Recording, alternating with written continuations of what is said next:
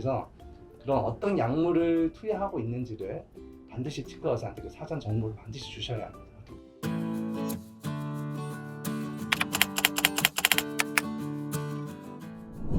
원장님 환자분들 상담 굉장히 많이 해보셨잖아요. 네, 그렇죠. 네, 환자분들이 임플란트 식립을 두려워하는 이유 가장 큰 게 뭐였어요? 제가 상담을 많이 하다 보면 이렇게 환자분들이 왜 망설이시는지 걱정이 뭔지 이게 좀 정리가 되거든요. 우선 첫 번째로 임플란트 수술이라고 하는데 이 수술에 대한 단어가 주는 어떤 그런 공포심이 있어요. 수술하면 좀 무섭잖아요. 네. 예, 그래서 근데 실제로 임플란트 수술은 굉장히 간단한 경우도 많거든요. 간단한 경우에는 5분 이내에 끝나기도 하고 절개를 안 하기도 하고, 그래서 이런 경우는 오히려 뭐 충치 치료나 뭐 스케일링보다 더 간단하게 끝날 수 있어요. 수술이라는 단어 자체에 너무 매몰되지 마시고 이것도 정확하게 진단을 해봐야 되기 때문에 거기에 따른 이제 공포심은 조금 버릴 필요가 있다. 이 말씀을 좀 우선 드리고 싶고, 그리고 가장 많은 게 이제 무섭죠. 아플까봐. 처음에 마취부터 무섭고, 그다음에 마취하고 나서 수술할 때도 아프지 않을까. 이런 이제 공포심 때문에 좀 걱정을 많이 하시는데, 저희가 이제 이전에도 아이즈 치과병원이 그런 마취 프로토콜 한번 영상을 만들어 드렸는데, 저희가 그 프로토콜에 맞춰서 하면 굉장히 편안해 하세요. 오히려 한번 해보신 분이 더 편안하게 하고 오시거든요. 처음 하시는 분보다. 그래서 마취를 충분히 안 아프게 할 수 있는 방법이 있다. 저통 마취, 도포 마취, 필요하면 뼈속 마취까지 이런 마취 방법들이 충분히 있고, 잘 마취가 된 상태에서 임플란트를 진행하면 통증을 거의 느끼지 못하십니다.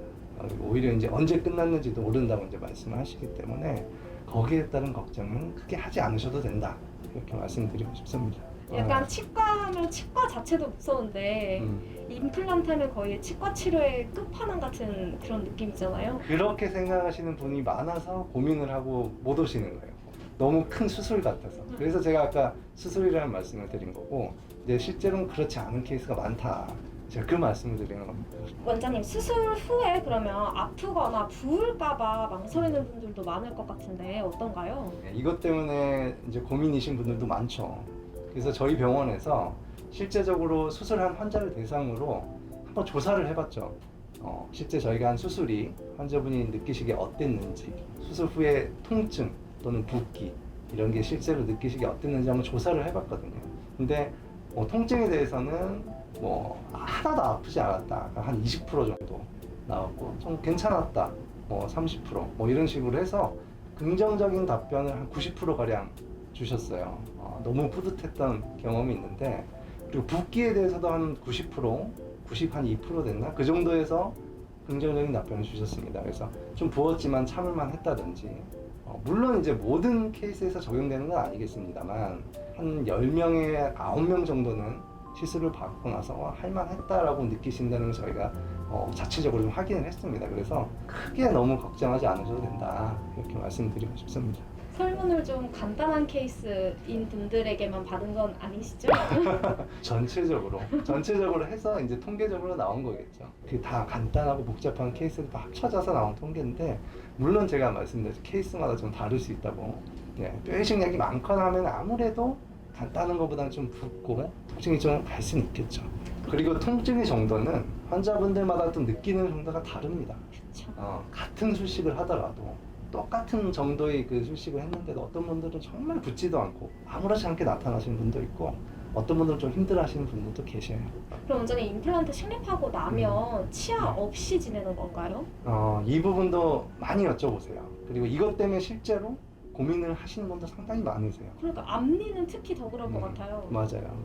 내가 앞니를 빼고 임플란트를 해야 되는데 당장 내가 내일 사람들을 어떻게 상대하지? 이렇게 고민 많이 하시거든요. 그리고 이제 전체 임플란트 환자분들 치아 이제 거의 다 빼고 임플란트를 여러 개 하면 생활을 어떻게 하지? 이것 때문에 고민 많이 하시는데, 저희 병원은 무조건 앞니는 어떻게든 만들어 드린다, 이게 이제 방향성이거든요. 그래서 요즘은 대부분 앞니를 빼고 임플란트 뼈 이식 한 번에 한 다음에 바로 당일에 기둥을 세워서 치아까지 껴들여서 환자분이 가실 수 있게끔 요즘은 대부분 그런 식으로 하고요. 물론 이제 뼈가 좀 약해서 그게 이제 되지 않는 경우도 있습니다. 이런 경우는 다른 식으로 꼈다 뺐다 하는 식으로 만든다든지, 아니면 옆치아에 붙인다든지, 이런 식으로 어떤 식으로든 임시치아를 만들고 있다, 이렇게 말씀을 드리고 싶고, 우리 전체 임플란트 환자분들이 많으신데 이분들은 치아를 다 빼고 임플란트를 하고 나면 이제 씹을 데가 없죠. 이런 분들은 여러 개의 임플란트를 좌우로 묶어서 이제 같이 임시차를 만들어 버리면 이게 처음에도 힘을 어느 정도 받을 수가 있습니다. 어느 정도 어금니까지는 저희가 임시차를 만들어 드릴 수 있거든요. 그래서 일상생활을 하실 수 있도록 그렇게 해서 환자분들은 이제 진료를 하고 있기 때문에 크게 걱정하지 않으셔도 된다. 물론 모든 케이스에서 저희들이 임시차를 다 만들어 드리진 않습니다. 어금니 뭐 한 개, 두 개 정도는 그 외에 다른 쪽으로 식사하실 수 있으면 그런 경우는 오히려 안 하는 게 낫거든요. 그런 경우 제외하고 뭐 일상생활에 필요할 정도 그 정도는 다 임시차를 만들어 드리고 있습니다. 그 원장님 마지막으로 임플란트 망설이는 분들에게 한마디만 해주세요. 망설이는 이유야 제가 지금 이제 언급한 것처럼 여러 가지가 있죠. 근데 그것마저도 정확하게 진단을 한 이후에야 그게 정말 망설이는 이유가 되는지 아니면 해결 가능한지를 알 수 있거든요.